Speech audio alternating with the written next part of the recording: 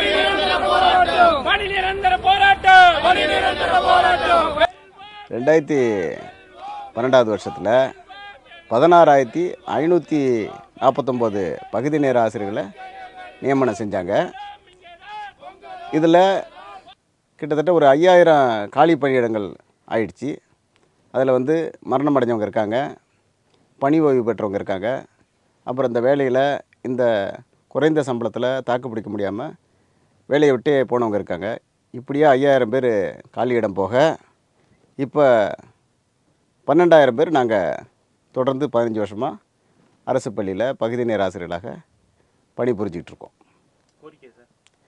எங்கள் கோரிக்கை வந்து பணி நிரந்தரம் செய்யணும், காலமுறை சம்பளம் வழங்கணும், அரசு சலுகை வேண்டும். இதுதான் வந்து பகுதி நேர ஆசிரியரோட ஒரே கோரிக்கை. இந்த கோரிக்கை வந்து திமுகவும் தன்னுடைய தேர்தல் வாக்குறுதியில் 181வது வாக்குறுதியாக சேர்த்துருக்கு. அந்த வாக்குறுதிக்காக தான் நாங்கள் முதலமைச்சரை செயல்படுத்த சொல்லி போராடிக்கிட்டு இருக்கோம். அதை வந்து முதலமைச்சர் வந்து உடனடியாக அறிவித்தா இந்த திமுக தேர்தல் வாக்குறுதி பொய் வாக்குறுதியாக ஆகாமல் இருக்கும். 2016 தேர்தலே பகுதி நேர ஆசிரியர்களை பணி நிரந்தரம் செய்கிறதா சொல்லியிருந்தாங்க. அதை தொடர்ந்து 2021 சட்டமன்ற தேர்தலையும் பகுதி நேர ஆசிரியர்களுக்கு திமுக ஆட்சி வந்தால் பணி நிரந்தரம் செய்கிறோன்னு முதலமைச்சராக இருக்கிற ஸ்டாலின் அவர்கள் வந்து சொல்லியிருந்தாங்க. இது மட்டும் இல்லாமல் உங்கள் தொகுதி ஸ்டாலின்னு ஒரு நிகழ்ச்சியை திமுக சார்பாக சட்டமன்ற தேர்தல் ஒட்டி நடத்தியிருந்தாங்க. அதில் குறிப்பாக மயிலாடுதுறை மாவட்டத்தில் இன்றைக்கி நம்ம முதலமைச்சர் அவர்கள் வந்து தேர்தல் பிரச்சார சுற்றுப்பயணத்துக்கு போகும்போது ஸ்டாலின் என்கிற பகுதி நேர ஆசிரியர்கிட்ட நேருக்கு நேர் வந்து பேசினாங்க. அப்படி பேசும்போது இந்த ஸ்டாலின் கோரிக்கை இந்த ஸ்டாலின் ஆட்சிக்கு வந்தால் நிறைவேற்றுவேன், பணி நிரந்தரம் செய்வேன் அப்படின்னு வந்து வாக்குறுதி கொடுத்தாரு. அந்த வாக்குறுதி நம்பர் வந்து 377. இந்த உங்கள் தொகுதி ஸ்டாலினில் சேர்க்கப்பட்ட வாக்குறுதிகள்லாம் திமுக ஆட்சிக்கு வந்த 100 நாளில் நிறைவேற்றப்படணும் முதலமைச்சர் வந்து சொல்லியிருந்தாங்க. இப்போ வந்து இந்த ஆட்சி 100 நாள் கூட இல்லை. ஏன்னா இன்னும் ஒரு 95 நாளில் எலெக்ஷனும் நடந்து புதிய ஆட்சி பதவியேற்கணும். அப்படி இருக்கும்போது இன்னும் ஒரு 2 வாரம், ஒரு 10 நாள் தான் ஆட்சி இருக்கணும்னு சொல்லிக்கிறாங்க. அதனால் தேர்தல் வாக்குறுதியாக கொடுத்ததோட உங்கள் தொகுதி ஸ்டாலினும் வாக்குறுதி கொடுத்துருக்காரு. அதுபோல் 10 வருஷத்துக்கு மேலே அரசு துறையில் தற்காலிகமாக தினக்கூலியாக தொகுப்பூதியத்தில் பணிபுரிகிற அனைவரையும் பணி நிரந்தரம் திமுக ஆட்சியில் செய்வோன்னு ஒரு வாக்குறுதி சொல்லியிருக்காங்க. அந்த வாக்குறுதி எண் வந்து 153. ஆக நாங்கள் 15 வருஷமாக இப்போ பணிபுரிகிறோம். அந்த 10 ஆண்டு காலத்தையும் தாண்டி 15 வருஷமாக பணிபுரிகிறோம். அதனால் முதலமைச்சர் 3 முறை அந்த வாக்குறுதியை கொடுத்துருக்காரு. ஒன்று பிரதான வாக்குறுதி 181, அது பகுதி நேர ஆசிரியர்களை திமுக ஆட்சியில் பணி நிரந்தரம் செய்வோம் அப்படின்னு சொன்ன வாக்குறுதி. 2வதாக உங்கள் தொகுதி ஸ்டாலின் வாக்குறுதி, அதோட எண் வந்து 377. அந்த வாக்குறுதியிலையும் 3 இடங்களில் சொன்னார். மயிலாடுதுறையில் ஸ்டாலின் என்ற ஆசிரியர்கிட்ட சொன்னார், தருமபுரியில் அது போன்ற ஒரு ஆசிரியர்கிட்ட சொன்னார், அப்புறம் கன்னியாகுமரியில் ஆசிரியர்கிட்ட சொல்லியிருக்காரு. ஆக 3 இடங்களில் இந்த உங்கள் தொகுதி நிகழ்ச்சியில் திமுக ஆட்சியில் பகுதி நேர ஆசிரியரில் நிரந்தரம் செய்வோன்னு சொன்ன வாக்குறுதி 377, அதை 100 நாளில் நிறைவேற்ற சொன்னாங்க. 3வதாக 10 ஆண்டுகள் பணிபுரிந்தால் அவங்கள பணி நிரந்தரம் சொல்லியிருக்காங்க. அந்த வகையில் நாங்கள் 3 கோரிக்கையுமே இந்த வாக்குறுதியில் நிறைவேற்ற வேணும்னு நாங்கள் தொடர்ந்து போராடிட்டுருக்கோம். இப்போ ஆட்சி இறுதி காலகட்டத்தில் எங்களை நிரந்தரம் செய்யுங்க அப்படின்னு இந்த கோரிக்கையெல்லாம் முன் வச்சு நாங்கள் போராடிட்டுருக்கோம். ஆனால் அந்த போராட்டத்தில் வெறும் 2,500 ரூபா சம்பள உயர்வு வழங்கப்படும், அதுபோல் மே மாதம் சம்பளம் ஒரு 10,000 வழங்கப்படும் அப்படின்னு ஒரு அறிவிப்பை மட்டும் வெளியிட்டிருக்காங்க. இந்த அறிவிப்பை எந்த ஒரு பகுதி நேர ஆசிரியரும் மகிழ்ச்சியோடு ஏற்கலை. தொடர்ந்து போராட்டத்தை நடத்தணும். அதற்கு ஒரு முடிவு இல்லாமல் இருக்குது. எங்களோட ஒரே கோரிக்கை, இப்போ வரப்போகிற அமைச்சரவை கூட்டத்தில் பிப்ரவரி 5ஆம் தேதி அமைச்சரவை கூட்டம் நடக்க போகிறதா செய்திகள் வருது. அதுலேயாவது ஒரு அரசு கொள்கை முடிவெடுத்து இது மாதிரி பகுதி நேர ஆசிரியர்களை திமுக ஆட்சியில் நாங்கள் அரசு கொள்கை முடிவாக எடுத்து பணி நிரந்தரம் செய்கிறோம் அப்படின்னு ஒரு அறிவிப்பை முதலமைச்சர் வெளியிடணும். அது வந்து நாங்கள் ஒரு கோரிக்கையாக இப்போ வைக்கிறோம். அதுபோல் இடைக்கால பட்ஜெட் அதை தொடர்ந்து வருது. இடைக்கால பட்ஜெட்டில் இதுக்கான நிதியை ஒதுக்கீடு செய்து பகுதி நேர ஆசிரியர்களை பணியிட செய்யணுன்னா இன்னும் ஒரு 250 கோடி அளவில் தான் தேவைப்படும். ஒரு மாதத்துக்கு 20 கோடி கூடுதலாக வேணும். அந்த வகையில் இதுக்கான நிதிகள்லாம் ஒதுக்கி பகுதி நேர ஆசிரியர்களை சிறப்பாசிரியர்களாக பணியமர்த்தணும். ஏன்னா இந்த சிறப்பாசிரியர்களாக இப்போ இருக்கிற உடற்கல்வி, ஓவியம், இந்த தொழிற்கல்வி பாடங்களில் காலமுறை சம்பளத்தில் இருக்காங்க. அவங்க செய்கிற வேலையை தான் இப்போ பகுதி நேர ஆசிரியர்களாக அதே பாடங்களில் நாங்கள் பணிபுரிகிறோம். எங்களுக்கு வந்து தொகுப்பூதியம், சிறப்பாசிரியர்களுக்கு காலமுறை ஊதியம். அதனால் இந்த பகுதி நேர ஆசிரியர்களை சிறப்பாசிரியர்களாக காலமுறை சம்பளத்தில் பணி நிரந்தரம் செய்யறதுக்கு ஆவணம் செய்யணும்னு இந்த கோரிக்கையும் நாங்கள் தொடர்ந்து கேட்டுட்ருக்கோம். மீண்டும் ஒரு திமுக தேர்தல் வாக்குறுதியில் மீண்டும் பகுதி நேர ஆசிரியர்களை பணி நிரந்தரம் செய்கிற ஒரு வாக்குறுதியை திமுக சேர்த்தா அதுக்கு திமுகவுக்கே அது பெரிய அவமானம். ஏன்னா கிட்டத்தட்ட எதிர்க்கட்சியாக அந்த 10 வருஷத்தில் தொடர்ந்து திமுக தான் சட்டசபையிலையும் பொதுவெளியிலையும் இந்த போராட்ட காலத்துலேயும் பகுதி நேர ஆசிரியர்களை பணி நிரந்தரம் செய்யணும்னு வலியுறுத்தின பெரிய கட்சியாக இருந்தது திமுக. அப்படிப்பட்ட ஒரு கட்சி 2 தேர்தலில் வந்து பகுதி நேர ஆசிரியர்களை பணி நிரந்தரம் செய்ய போகிறோம் அப்படின்னு சொல்லி வாக்குகள்லாம் வாங்கியிருக்காங்க. இந்த 2 தேர்தலில் இந்த முறை ஆட்சியில் இருக்காங்க. இந்த ஆட்சி காலமே முடிய போகுது. முடிகிற வரைக்குமே இந்த பணி நிரந்தரத்தை செய்யலைன்னா இன்னொரு தேர்தலில் அதாவது 3வது முறையாக திமுக இது போன்ற ஒரு வாக்குறுதியை பகுதி நேர ஆசிரியர்கள் கொடுத்தா அது முதல்ல யார் நம்புவாங்க? மக்களே இதை வந்து கண்டிப்பாக ஒரு வித்தியாசமாக பேசுவாங்க, முரண்பாடாக. என்ன தொடர்ந்து தேர்தல் வாக்குறுதி மட்டுமா திமுக கொடுக்கும், பணி நிரந்தரம் செய்ய மாட்டாங்களா, இது அவங்களுக்கே நல்லா இருக்கா அப்படிங்கிற கேள்விகள் எழும். அதனால் இதெல்லாம் முதலமைச்சராக இருக்கிறவர் நினச்சி பார்க்கணும். நம்ம பலமுறை அவங்களுக்கு தேர்தல் வாக்குறுதி கொடுத்துருக்கோம், பலமுறை அவங்களுக்காக கோரிக்கை வச்சுருக்கோம். இப்போ ஆட்சியில் இருக்கும்போது அது அந்த கோரிக்கையை நிறைவேற்றினா அவருக்கும் நல்ல பேர், எங்களுக்கும் ஒரு மகிழ்ச்சியாக இருக்கும். அதனால் வாய்ப்புகள் இருக்கிற இன்னும் 10 நாளில் இதுக்கான விஷயங்களை முன்னெடுத்து இது அரசு கொள்கை முடிவாக வெளியிடணும். ஏன்னா சட்டசபையில் 2011 வருஷத்தில் முதலமைச்சரோட 110வது விதியில் அறிவித்த வேலை தான் இந்த வேலை. அப்போ சட்டப்பேரவையில் 110 விதியில் அறிவிச்சிருக்காங்கன்னா அந்த வேலைக்கு முக்கியத்துவம் கொடுக்கணும். அப்படிப்பட்ட பணியிடங்கள் அப்பொழுதே ஏற்படுத்தப்படும் தான் இந்த வேலைகளை அறிவிச்சிருக்காங்க. 16,549 பணியிடங்கள் வந்து உடற்கல்வி, ஓவியம், தொழிற்கல்வியில் ஏற்படுத்தப்படும் அப்படின்னு சொல்லி அறிவித்த ஒரு வேலையில் நாங்கள் 15 வருஷமாக இப்போ வேலை செய்கிறோம். அதை திமுக 10 வருஷமாக வலியுறுத்தி இப்போ 5 வருஷமாக ஆட்சி காலத்தில் இருக்காங்க. அப்போ ஒரு நல்லா தெரிஞ்ச ஒரு கோரிக்கையை இதே சட்டப்பேரவையில் இவங்க 110 அறிவிப்பில் இல்லை அரசு கொள்கை முடிவாக வெளியிட்டு பகுதி நேர ஆசிரியரில் பணி நிரந்தரம் செய்கிறோங்கிற அறிவிப்பை முதலமைச்சர் வெளியிட்டால் அவருக்கு நல்லது. இல்லைன்னா இது ஒரு பெரிய எதிரொலியாக தேர்தலில் வந்து திமுகவுக்கு இருக்குங்கிறது எங்களோட கருத்து. இந்த போராட்டம் வந்து கைவிடப்படலை. போராட்டம் நடத்துகிற அளவுக்கு பண செலவும் இந்த உடல் ஒத்துழைப்பும் பகுதி நேர ஆசிரியருக்கு இல்லை. ஏன்னா நாங்கள் குறைந்த சம்பளத்தில் இருக்கிறதால சென்னையில் ஒவ்வொன்றுக்கும் செலவாகும். ரூம் எடுத்து தங்க, சாப்பிட, மற்ற விஷயங்களுக்கு எல்லாத்துக்கும் அதிக செலவாகுது. அதோட உடல் ரீதியான பிரச்சனை இருக்குது. இதன் காரணமாக தான் சுழற்சி அடிப்படையில் வந்து இந்த போராட்டத்தை நடத்தணும். 17 நாள் நீண்டதால் அதோட அன்றைய தினத்திலேருந்து மழை வேறு 2 நாளாக தொடர்ந்தால் அந்த போராட்டத்தை எங்களால் செய்ய முடியல. அதன் காலமாக தான் வந்து மீண்டும் இதை வந்து பெரிய அளவில் போராட்டமாக எதிர்கட்சியில் வச்சுலாம் நம்ம செய்யலாம் அப்படிங்கிற ஒரு திட்டத்தோடு இப்போ நாங்கள் இருக்கோம். இதில் அமைச்சர் அறிவித்த அந்த 2,500 சம்பள உயர்வு நீ வழங்கப்படும் அப்படிங்கிறது வந்து என்றைக்கு அரசாணை போட போகிறாங்கன்னு தெரியல. அதுபோல் மருத்துவ காப்பீடு ஏற்கனவே சொல்லியிருந்தார். பழைய 2,500 அதாவது 2023 அறிவித்த ஒரு போராட்டத்திலே 10 லட்சம் மருத்துவ காப்பீடுன்னு அமைச்சர் ஒரு அறிவிப்பு வெளியிட்டார். அதுவே ஆட்சியை முடிய போது அதுக்கு எந்த ஒரு அரசாணை வரல. இந்த நிலையில் புதிதாக இந்த 2026 நம்ம போகி பண்டிகை அன்னைக்கு வெளியிட்டார். 14/1/2026 அதில் மே மாதம் சம்பளமும் 10,000 வழங்கப்படும்னு அறிவிச்சிருக்காரு. அது எப்படிங்க அது ஒரு நியாயம்? எல்லா மாதமும் 15,000 சம்பளம், மே மாதத்துக்கு 10,000 சம்பளம்னா முரண்பாடா இல்லையா? இதெல்லாம் ஒரு அரசாங்கத்தை நடத்துகிறவங்க யோசித்து செய்யணும். தமிழ்நாட்டில் பகுதி நேர ஆசிரியர் படுற பாடு ரொம்ப மோசமாக இருக்குது. எல்லா மாதமும் ஒரே சம்பளம்னா அது ஏற்றுக்கலாம்.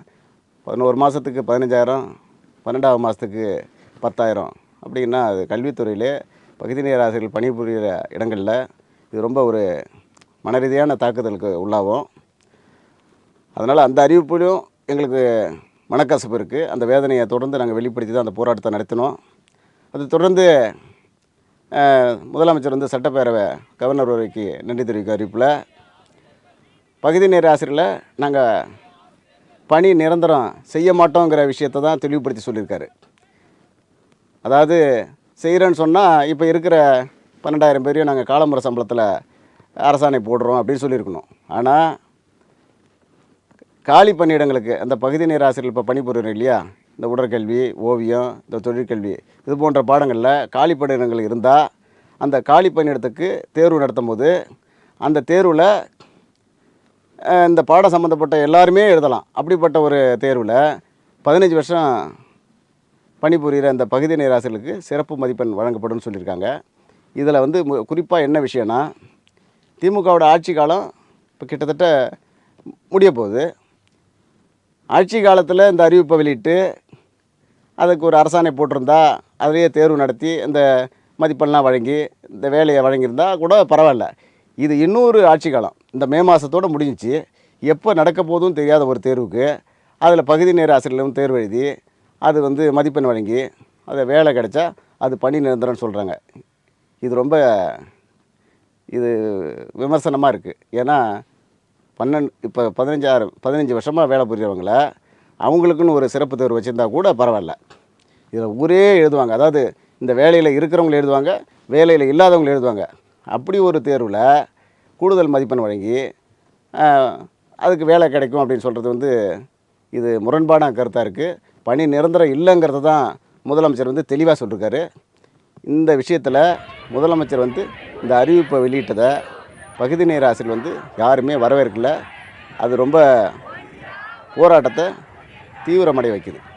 எந்த துறையில் 2 வருஷம் பணி புரிஞ்சாலும் அவங்கள பணி நிரந்தரம் செய்யணும்னு சொல்லிட்டு ஏற்கனவே கலைஞரோட ஆட்சியில் 151வது ஒரு அரசாணையாக போட்டிருக்காங்க.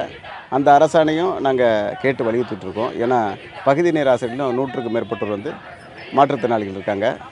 அவங்களுக்கு நம்ம முதலமைச்சர் வந்து அவரது தந்தையாக இருந்த கலைஞர் ஆட்சியில் போட்ட அந்த அரசாணையை செயல்படுத்தி இந்த பகுதி நேர ஆசிரியர்களே மாற்றுத்திறனாளிகள் பணிபுரிஞ்சிட்ருக்க பகுதி நேர ஆசிரியர்களை பணி நிரந்தரம் செய்திருக்கணும். அதை செய்யாமல் அந்த விஷயத்தை கூட செய்யலை. ஏன்னா இதை ஏற்கனவே தமிழ்நாடு அரசு 151ன்னு ஒரு அரசாணை போட்டிருக்கு. அதையும் நிறைவேற்றலைன்னா அது ரொம்ப ஒரு என்ன சொல்கிறதுனே தெரியல. அந்த அளவுக்கு இருக்குது இதெல்லாம். அதுபோல் இதுக்கு முன்பு உள்ள ஆட்சியில் 10 வருஷமாக வேலை செஞ்ச இந்த தொகுப்பூதியத்தில் தினக்கூலியில் இருந்தவங்கெல்லாம் நிரந்தரம் செய்யலான்னு சொல்லிட்டு அரசாணை இருந்திருக்கு.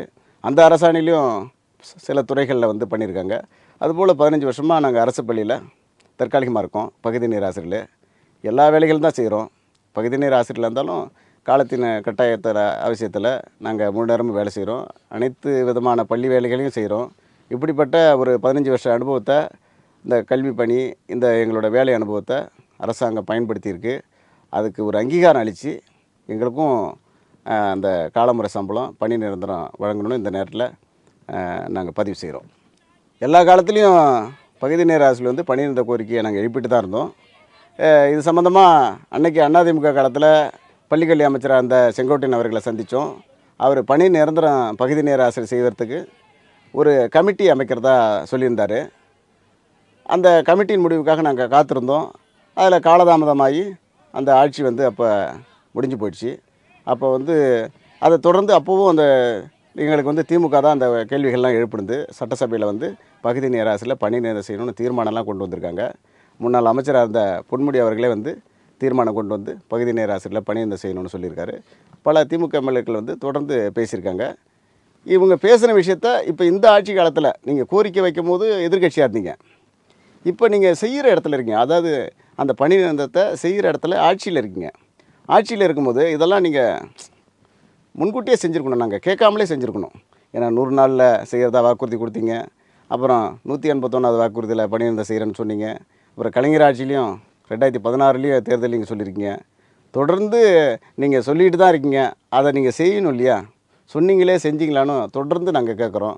அது உங்கள் முதலமைச்சர் காதில் வாங்கிக்கிட்டு இதை போன்ற ரொம்ப கஷ்டப்படுறவங்களோட நிலையை நீங்கள் கொஞ்சம் கனிவோடு பார்த்துருக்கணும். ஆனால் காலத்தை கடத்திட்டீங்க.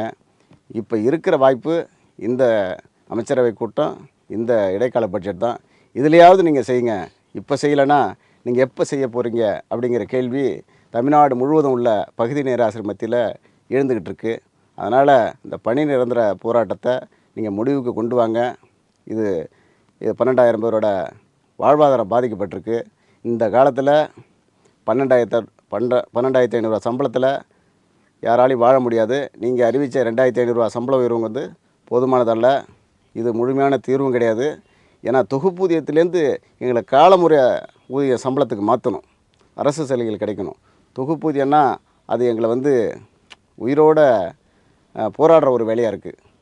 இந்த விஷயத்தை காலமுறை சம்பளங்கிற விடியலுக்கு கொண்டு வரணும். நீங்கள் விடியல் தர்றதா தான் சொன்னீங்க. அந்த விடியலை எப்போ தர போகிறீங்க அப்படின்னு தான் பகுதி நேர ஆசிரியர் வந்து ஓயாமல் கேட்டுக்கிட்டு இருக்கோம். அந்த கேள்வி வந்து உங்களுக்கு இப்போ தொடர்ந்து எழுது. இதை ஒரு முடிவுக்கு கொண்டு வந்து நீங்கள் நிரந்தரம் செய்யணும் இந்த பகுதி நேர ஆசிரியர்களை அப்படிங்கிற விஷயந்தான் அந்த கோரிக்கை.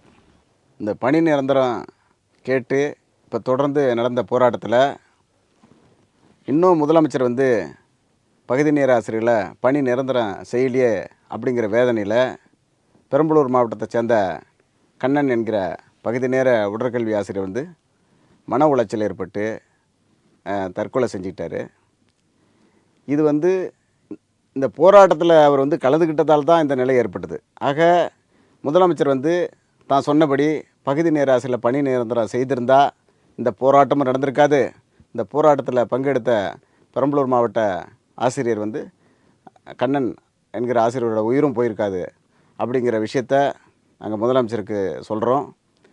மேலும் உயிரிழந்த ஆசிரியர் கண்ணன் குடும்பத்துக்கு அரசு சார்பாக நிவாரணம் வழங்கணும். அவரோட மனைவிக்கு ஒரு அரசு வேலை வழங்கணும்னு தொடர்ந்து நாங்கள் கோரிக்கை எழுப்பிட்டுருக்கோம். ஏன்னா அதே நிலையில் தான் நாங்கள் 12,000 பகுதி நேர ஆசிரியர் இருக்கிறோம். கண்ணனுக்கு ஏற்பட்ட ஒரு நிலை மீதி உள்ள 12,000 பகுதி நேர ஆசிரியருக்கும் ஏற்பட்டுருமோ அப்படின்னு நாங்கள் கவலையில் இருக்கோம். அதனால் உயிரிழந்த ஆசிரியர் வந்து பணிக்காலத்தில் உயிரிழந்திருக்காரு. முக்கியமாக போராட்டத்தில் காவல்துறை கைது செய்து காவல்துறை கஸ்டடியில் உள்ள அந்த மண்டபத்தில் தான் அவர் வந்து விஷமறிந்து உயிரிழந்திருக்காரு. அதனால் இது பணிக்கால மரணமாக எடுத்துக்கிட்டு அரசாங்கம் உயிரிழந்த கண்ணன் ஆசிரியர் குடும்பத்துக்கு அரசோட நிவாரணமும் அவர் மனைவிக்கு அரசு வேலையும் கொடுக்கணும். இதே நிலையை ஏற்படுத்தாமல் அரசு வந்து இதுக்கு தக்க நடவடிக்கை எடுக்கணும். எல்லா ஆசிரியர்களும் வாழ்வாதாரம் பணி பாதுகாப்பு கேட்டு தான் போராடிட்டுருக்கோம். இதை நீங்கள் பணி நிரந்தரம் செஞ்சுட்டா எங்களுக்கு எல்லாமும் கிடச்சிரும். நீங்கள் ஒவ்வொரு கோரிக்கையாக நாங்கள் மே மாதம் சம்பளம் வழங்குகிறோம், நாங்கள் மருத்துவ காப்பீடு வழங்குகிறோன்னு நாங்கள் கேட்டுக்கிட்டே இருக்க முடியாது. எல்லா வகையிலையும் வேடிக்கை தான் பார்க்குறோம். எந்த ஒரு அரசு சலுகையும் இல்லை. பொங்கல் போனஸ் கிடையாது, பொங்கல் அட்வான்ஸ் கிடையாது, தீபாவளி போனஸ் இல்லை, மருத்துவ காப்பீடு இல்லை, பிஎஃப் இல்லை, இஎஸ்ஐ இல்லை. இப்போ இது மாதிரி பணிக்காலத்தில் உயிரிழந்தால் இழப்பீடு கிடையாது, குடும்ப நல நிவாரணம் இல்லை. எல்லா வகையிலையும் பகுதி நேர ஆசிரியர் வெறும் சொற்ப சம்பளத்தில் நாங்கள் பாதிக்கப்படுறோம். பல பிரச்சனைகள் இருக்குது. இதுக்கெல்லாம் ஒரு வாழ்வாதாரம் கிடைக்கணுன்னா நீங்கள் காலமுறை சம்பளம் வழங்கினா எங்களுக்கு எல்லாமே கிடைச்சிரும். அதனால் அது திமுக தேர்தல் வாக்குறுதியில் சொன்ன விஷயந்தான். புதுசாக பகுதி நேர ஆசிரியர் வந்து எந்த ஒரு கோரிக்கையும் முதலமைச்சர்கிட்ட தனியாக வைக்கல. அந்த திமுக வாக்குறுதியை நீங்கள் நிறைவேற்றுங்கிறது தான் எங்கள் கோரிக்கை. அந்த கோரிக்கையை நீங்கள் நிறைவேற்றாமல் பகுதி நேர ஆசிரியர் கேட்ட கோரிக்கைகள்லாம் நிறைவேற்றிட்டு இருக்கதா சொல்கிறீங்க. அப்படி எந்த கோரிக்கை நாங்கள் வைக்கல. ஒரே கோரிக்கை தான், திமுக வாக்குறுதியை சொன்னபடி பகுதி நேர ஆசிரியரில் பணி நிரந்தரம் செய்யுங்க. அதுதான் பகுதி நேர ஆசிரியர் கோரிக்கை. அது திமுக வாக்குறுதி தான். அதை நீங்கள் நிறைவேற்றணும். நிறைவேற்றினா தான் திமுகவுக்கு வந்து ஒரு பேர் கிடைக்கும். இல்லைன்னா திமுகவோட வரலாற்றில் பெரிய கெட்ட பேர் கிடைக்கும். வாக்குறுதி கொடுத்தா அதை நிறைவேற்ற மாட்டாங்கங்கிற பேர் வந்துடக்கூடாது. அது முதலமைச்சர் தான் கவனமாக செயல்படணும்னு இந்த நேரத்தில் சொல்லி